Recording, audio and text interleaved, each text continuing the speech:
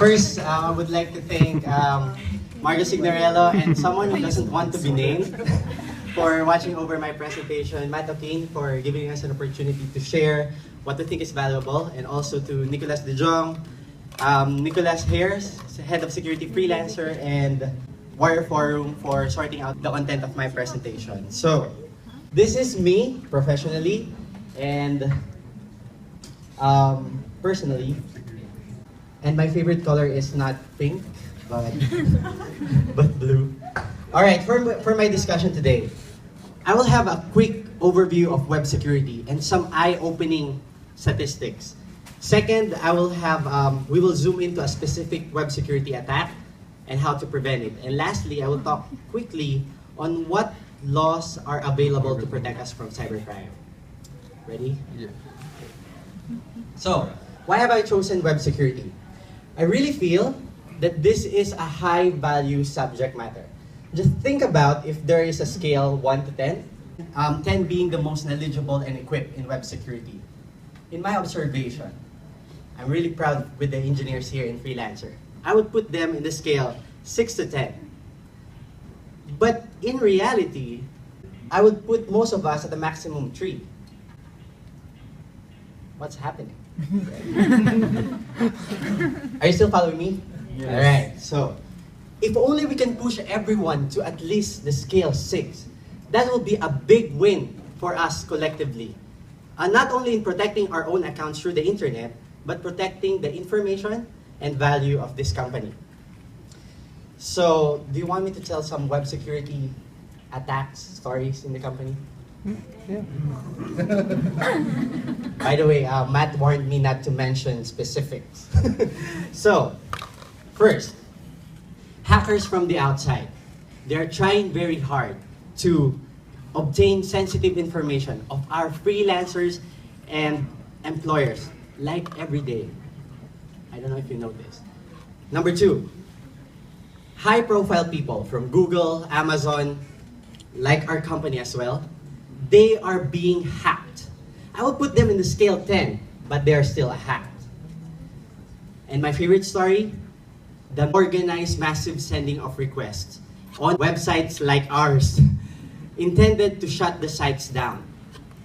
Our engineers saw this immediately and acted fast. And before our service shut down, the problem was resolved. A similar website, after a few moments, went down. And then, after a few moments, its twin brother went down too. It's kind of make me feel very proud to be a freelancer during those times. But it doesn't come without a cost. Our engineers here study and equip themselves. They retool themselves. When I say retool, they study and they update themselves with information about web security. If there's an action point I want everyone has to get out of this web security talk, it's don't be fooled, retool. Can you tap your seatmates, tell them, don't be fooled, retool. Tap them. Retool. Tap them. Let them feel your warmth. Alright. So I just told you stories from within the company, or that the company is involved. Let me tell you some general statistics. If our website is about to go down for 6 hours, we will nearly lose 1 million pesos. That is 30,000 US dollars. In the US, they are losing $300 billion to $1 trillion annually over cyber attacks. It's not like they want this to happen, but no one can really say we have very smart engineers. 97% of websites are vulnerable. 83% has a major vulnerability, and most of the attacks are through the internet. 75%. This is why I have chosen this topic. Because we can aim for the better 3% of the statistics, right? And it starts with knowledge and awareness. Now, here's the practical part. These are the top internet attacks and their ratio of recorded occurrences. In my more than 2 years of stay in the company, I saw us vulnerable to each of these at different points in that duration. Now, I cannot discuss all of this to you. As much as I wanted to stay with you for a couple of days, I can't because I only have 20 to 30 minutes for this talk. So we will zoom in to just one. I have chosen cross-site request forgery. That is 6% among the top threats. I have chosen CSRF because it's an attack that the hacker starts but is actually finished by us. Yes, by me, by you. So if all of us will study and know about this attack before we actually finish the attack, we can prevent it. Do not be fooled. Retool. Cross-site request forgery. So are you ready to know about cross-site request forgery? There will be some technical aspects to this presentation. But don't worry, I really tried hard to make them simpler. Don't hesitate to ask if you have technical questions after the discussion. For the engineers, I hope they'll still learn a thing or two. By the way, if you ever heard the following, it only pertains to the same thing: one-click attack, session writing, CSRF, which is what we are using, CSRF, and XSRF. What is it not? When I interview applicants here, like 3 out of 20, they mistake it for one of these things: cross-site scripting, session fixation, session hijacking. Maybe some others could present this on a different town hall. This is an official definition for CSRF in a body of authority, OWASP. Just focus, though, on these 3 terms. They are called attack components. They should happen in this manner so that the attack can be effective. Let's discuss the first one. User must be authenticated. So this happens when the user logs in. What exactly is in authentication that the hacker is exploiting? You know that when you authenticate, your browser has what you call cookies. What are cookies? Cookies are small data storage that in every HTTP request, the browser automatically attaches that. When you log in, a session ID is put inside the cookie. So it's like, you have your wallets, right? You bring it wherever you go. When you get inside the building, the security gives you a temporary ID. You put it inside your wallet, you have a lot of information in your wallet. But the most important thing for that building is your temporary ID. Cookies, session ID. So that's it. So we're done with authentication. So if there's a picture for this one, it would be, this is Mary Jane. Mary Jane will be the victim. So, Mary Jane logs into some bank. She logs in, and then the bank gave her a session ID. And then all of the transactions that she wants to do can now be done to the website because the bank acknowledges her. So that's authentication. Number 2 should be interesting because that's where Harry the hacker comes in. There. Authentication, state changing request. What is a state first?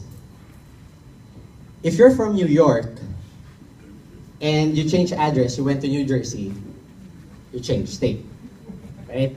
That's not a joke. It sounded like a joke. But if you're single and you become married, you change state.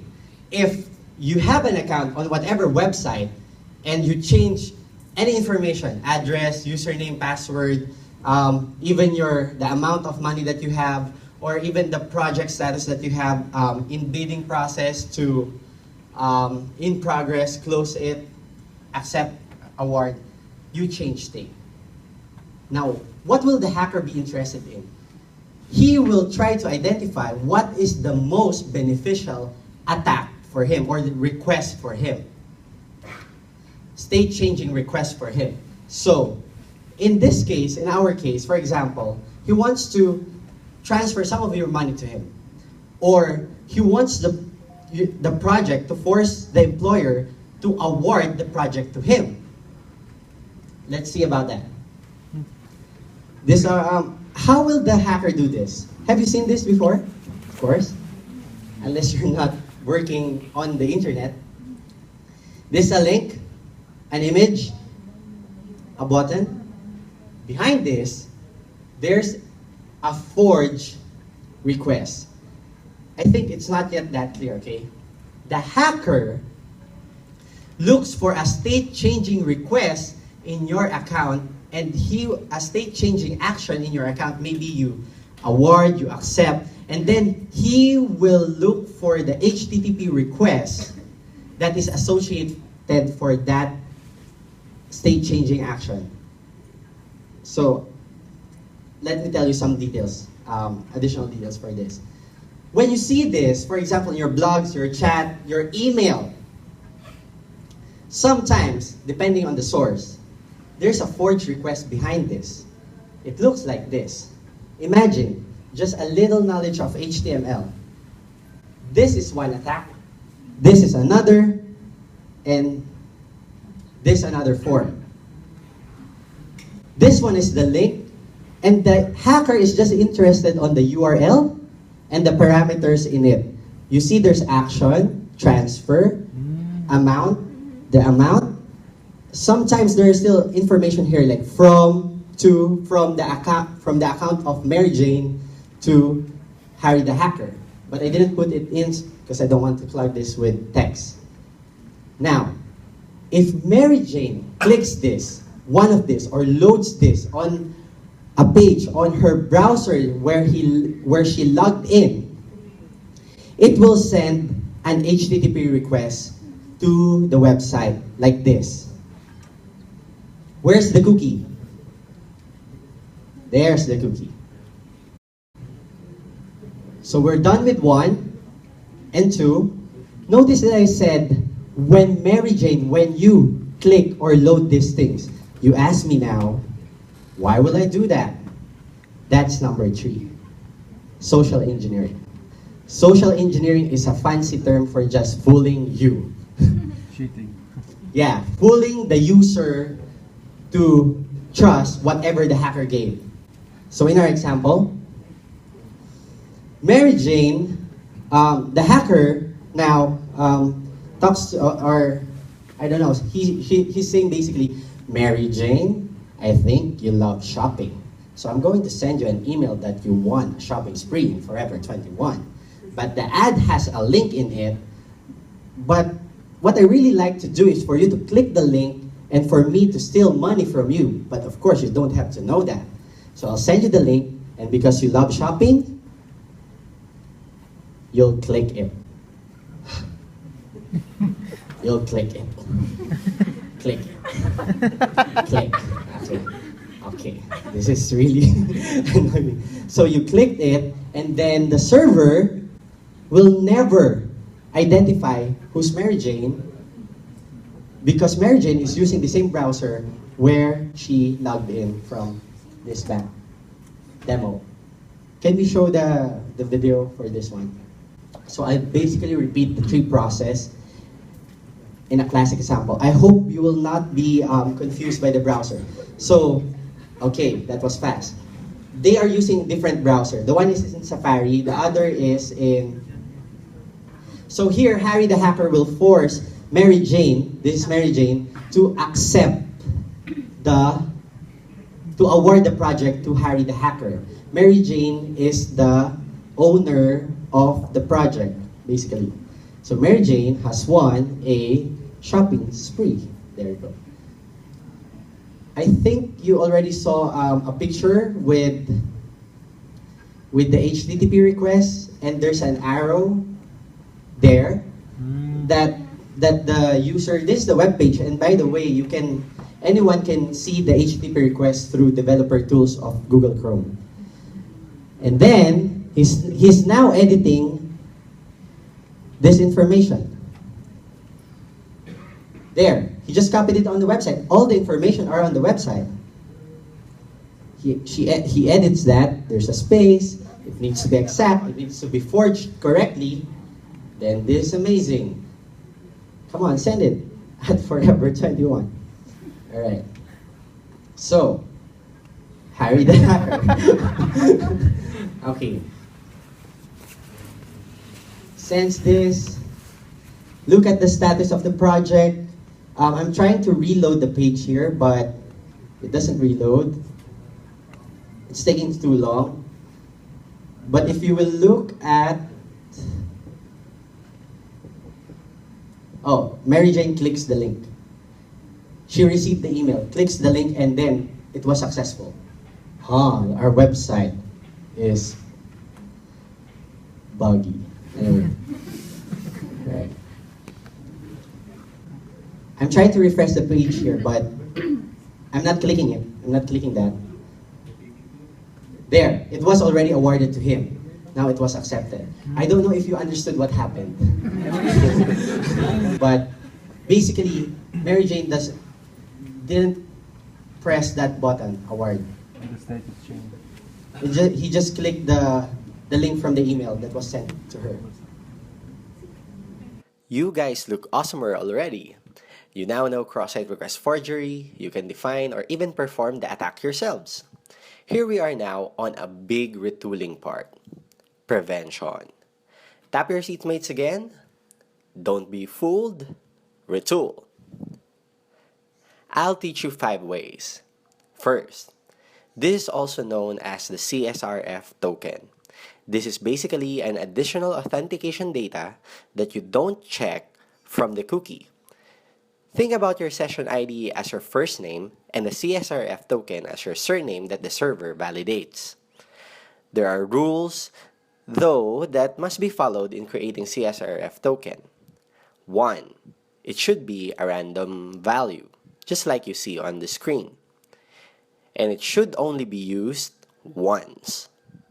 At the strictest implementation, you use 1 token for 1 request and the server sends you a new token for the next request. There are reasons to loosen this requirement. For example, you have the case of opening the same page in multiple tabs. If you only have 1 legal CSRF token per request, the other tabs are basically broken. If you are in the middle of a process in that page and you accidentally deleted the latest tab, you won't be able to finish that session. At the minimum, you should have 1 CSRF token for every session. This is how the CSRF token is often implemented. It is put inside a form with a hidden input tag inside a form tag.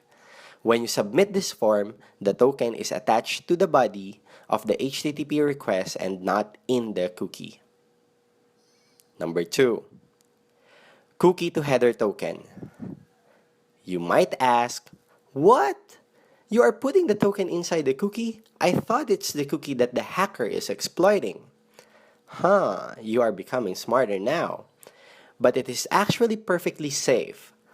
The key here is that the token must be transferred to the header, and that's what you validate. However, you need a worker to transfer the token. For the technical people, the worker is a JavaScript function. Question: can the hacker create a worker as well? Yes, he can, but you are protected against it, thanks to the same origin policy of browsers. Same origin policy is basically like you call a plumber from company X and after the call, a plumber came from company Z. Would you trust the plumber? Nope. It's the same thing how browsers trust workers. Harry the hacker workers will not come from the same origin as the legal pages you are accessing. Harry won't be able to forge his request correctly. This is actually how Django, AngularJS, and our website do it. How do I know? I looked into our codes. This is in GAF, GAF is the name of our website's codebase. That's how we set the CSRF token. It's through the cookie. But we check on the parameter field. That's checking it on the post request, and this one on the get request. This style is somewhat a hybrid of the first type of prevention and the second type of prevention because you check the token from the parameter field. I suggest we change this into checking on the header because headers are harder to forge. And this is in our API code base written in Python. This is purely the second type of prevention. With these two techniques, your CSRF story now looks like this. So Mary Jane clicked the link from Harry the Hacker email, but the CSRF token will never be there. Only HTTP requests from Mary Jane will have the token. Harry the Hacker is no longer a threat. Number 3. CAPTCHA. I know they are annoying, I know, but they actually protect you. It assures the request is being sent from the right page by a consent of a human being. Number 4. Proxies. This can be set up by computer admins in your company. Basically, Freelancer.com session ID is hiding behind this site. CSRF attack to Freelancer site is useless. It's like you are receiving snail mail not directly, but through a mailing company. The mailing company checks if the snail mail has the right stamp, it has been paid, and it has the right requirements before the snail mail will be sent to you. Number 5. Number 5 are practical tips. First, manually type URLs. Do you click links from blog sites and chat rooms or instructional pages that asks you to click a link after logging in? Better manually type URLs. Next, do you leave yourself logged in, especially on important sites like banking or e-commerce website where your credit cards are hooked or you have tons of money there? Always, always, always log out. Third, some public sites are really dangerous. For example, you would like to stream Big Bang Theory because you forgot your external hard drive somewhere. You will probably experience clicking through so many pages before actually reaching the streaming page. Those pages that you went through, there's a possibility that it will load and perform some attacks. For public sites, use incognito mode because incognito browsers don't share cookies with your regular browser and it deletes the cookie when you close it. That ends the discussion on cross-site request forgery. But before we end, I would like to add quickly how the law could help you against cybercrime. This discussion is no longer limited to just CSRF but to cybercrime in general. This is Republic Act 10175, also known as Cybercrime Prevention Act here in the Philippines. Australia has a counterpart as well, the Cybercrime Bill. The one in Australia was approved in 2001. Here in the Philippines, it was approved 2012, but the details of this law was released just last May 2015. So it's pretty new and people are still on their way to understanding this. In summary, it criminalizes the act involving misuse of data, unauthorized use of data, or stolen data. Example, if you are an admin in a company and you use the account of another person without their permission, you can be charged against this law. Or perhaps your girlfriend guessed your cell phone's passcode 1234, looked inside and went to you saying, "So, are you breaking up with me?" You can charge her against this law. Borrowing USBs now should be done with care. Even if you just accidentally deleted the file or files in it and it's not recoverable, you can now be charged against this law. So now you can say, "Please be careful with my USB or I'll charge you against cybercrime law." What if the cybercrime is coming from overseas? The only help you can get there is the Budapest Convention that aims to pursue a common cybercriminal policy among nations. Sadly, only 46 countries has ratified their cybercrime policy. Australia is among the ratifying nations. Philippines is not yet included. There are big nations that are still not included. China, India, Russia. Somebody has to be knowledgeable and be a champion of these laws in the company. A lawyer, I would say. So for my last note, security is all our concern. It's my concern, an engineer. It's Matt Barry's concern as CEO. It's our security head's concern. It's your concern, a user. Don't be fooled. Retool. Thanks, guys. All of you have been very awesome.